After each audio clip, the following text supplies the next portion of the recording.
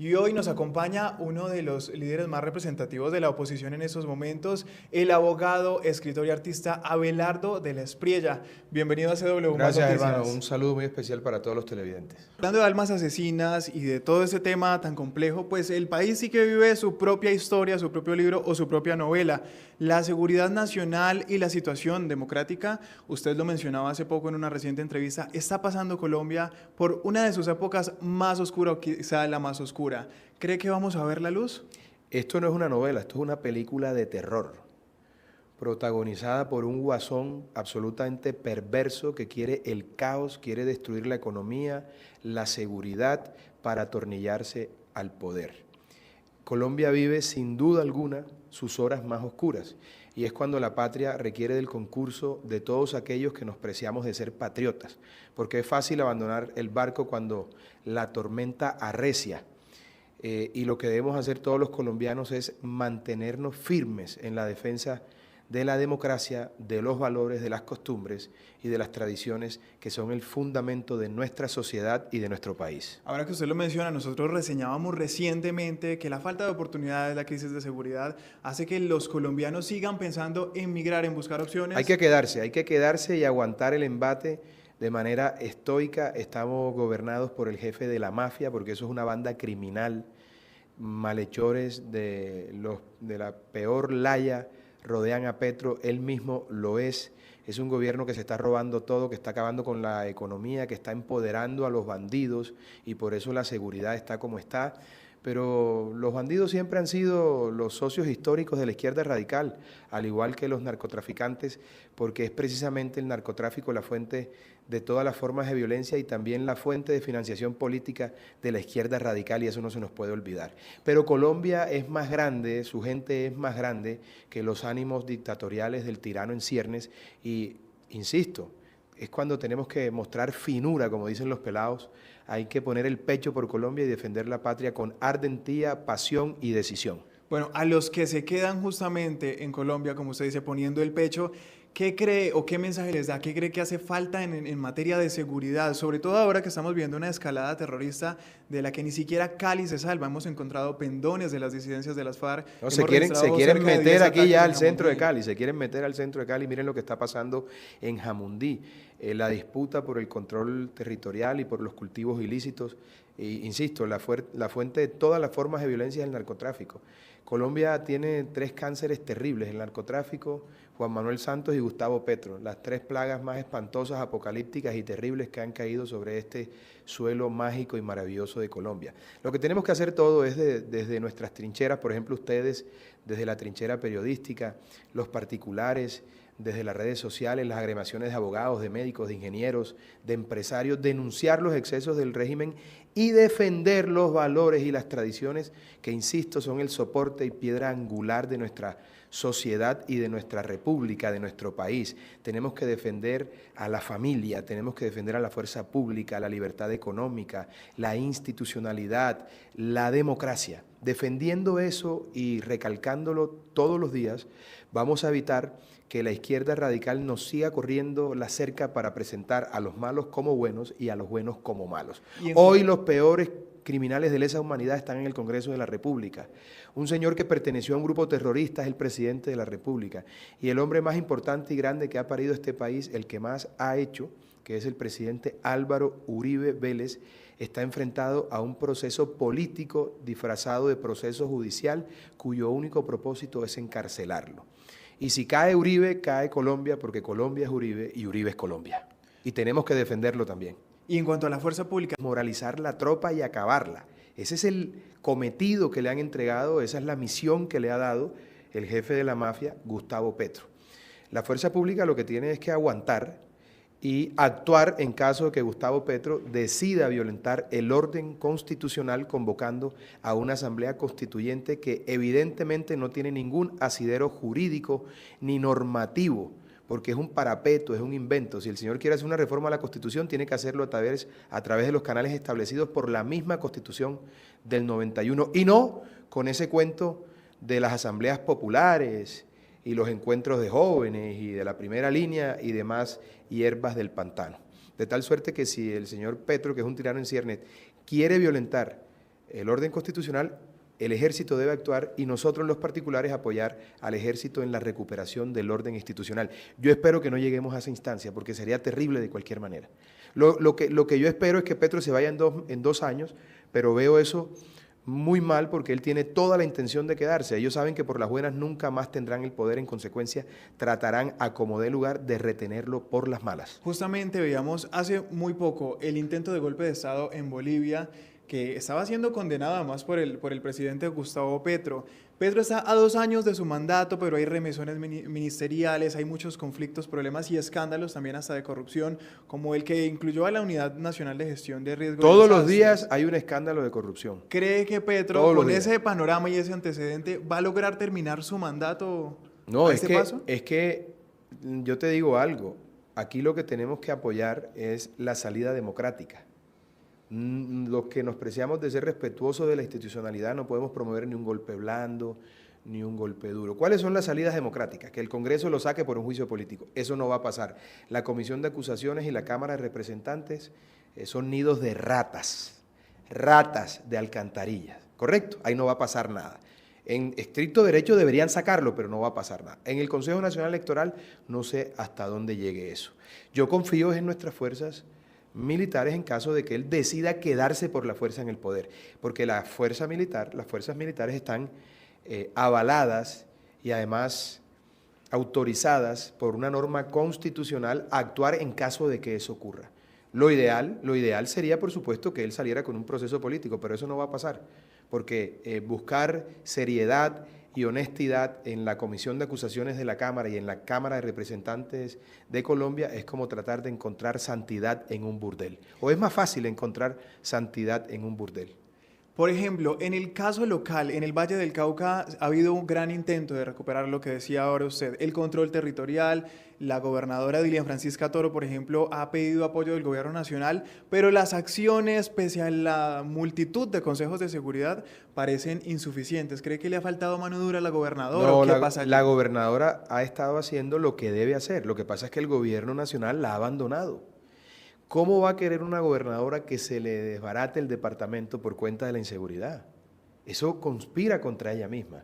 Pero cuando la cabeza del Estado, que es a su vez el jefe de la fuerza pública, no presta atención a los llamados de los mandatarios locales, no envía el pie de fuerza que se requiere o simplemente las aeronaves para hacer los operativos y las distintas acciones militares y de policía ni siquiera funcionan porque no les hacen mantenimiento. ¿Qué puede hacer la gobernadora?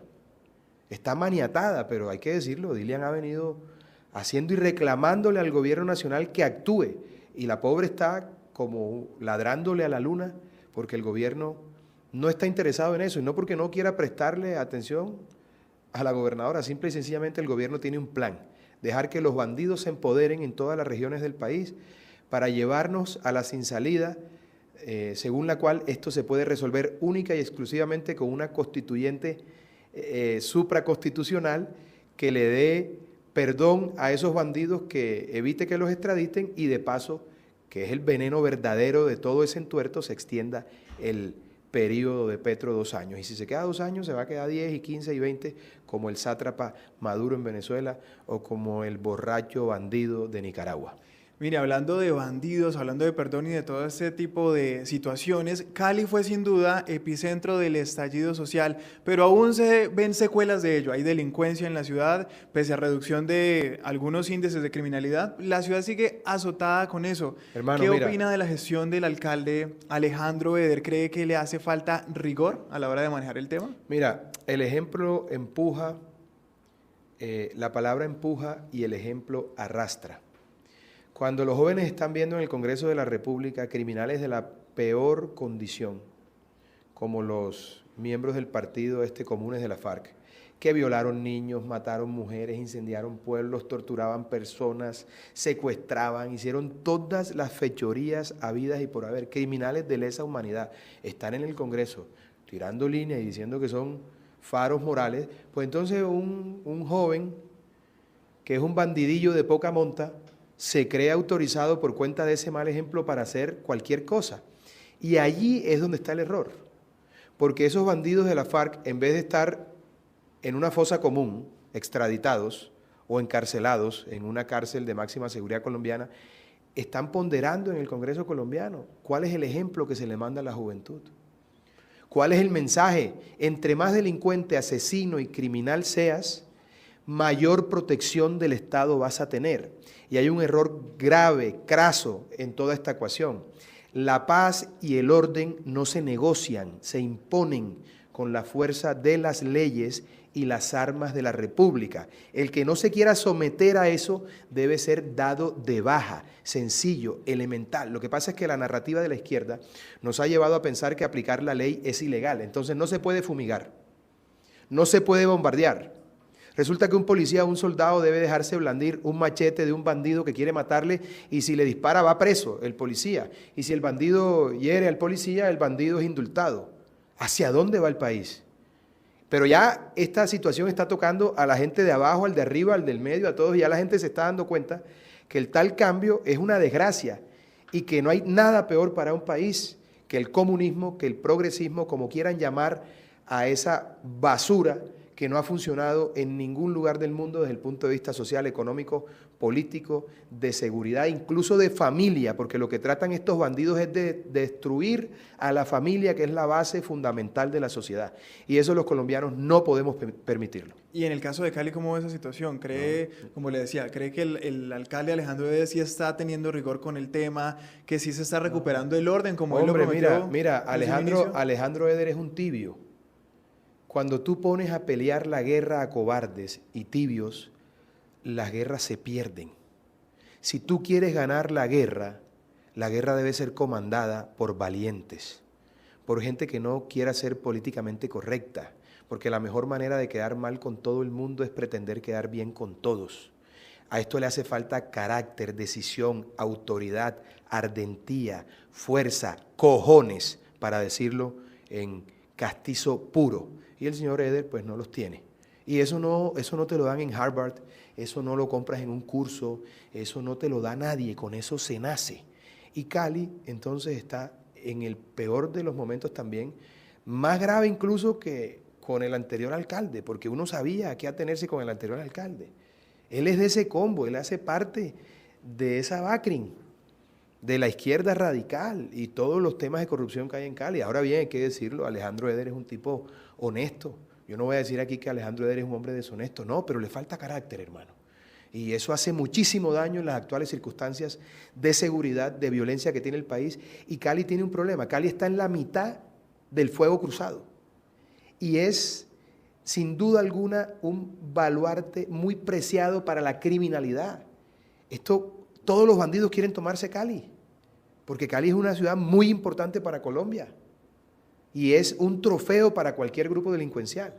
Y entonces imagínense, peleando esta guerra contra el narcotráfico, contra la extorsión, el secuestro y toda suerte de crímenes, y al frente de esa pelea, un hombre que hace ronda con los bandidos de la primera línea, se abraza con ellos y dice que hay que dar abrazos en vez de balazos. No, yo soy de los que piensa que hay que aplicarle a todo el bandidaje la ley 556, que es la ley del fusil, si no se someten. Y si se someten, tienen que estar bajo un régimen carcelario como corresponde, como el de El Salvador, no como vimos hace poco en la cárcel de la Tramacúa en Valledupar, unos internos consumiendo droga y celebrando. A todos esos bandidos hay que meterlos en una cárcel que tenga 10 pisos bajo tierra sin que vean la luz del sol, a pan y agua, a ver si van a seguir igual de criminales, bandidos, indolentes y miserables.